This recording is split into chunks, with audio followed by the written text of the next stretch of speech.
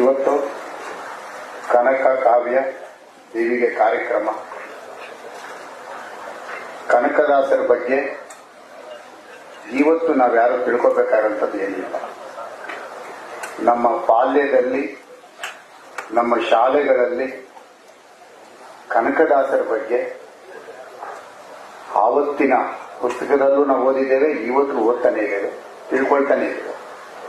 ಅದಕ್ಕೆ ಕಾರಣ ಒಂದು ಒಳ್ಳೆ ವ್ಯಕ್ತಿ, ಒಳ್ಳೆಯ ಮಾತು, ಒಳ್ಳೆಯ ನುಡಿ, ಇದು ಕೊಟ್ಟರೆ ಚರಿತ್ರೆಯಲ್ಲಿ ಉಳ್ಕೊಳ್ತಾರೆ ಅನ್ನೋದಕ್ಕೆ ಕನಕದಾಸರನ್ನ ನಾವೆಲ್ಲರೂ ನೆನ್ಕೊಳ್ಬೇಕಾಗ.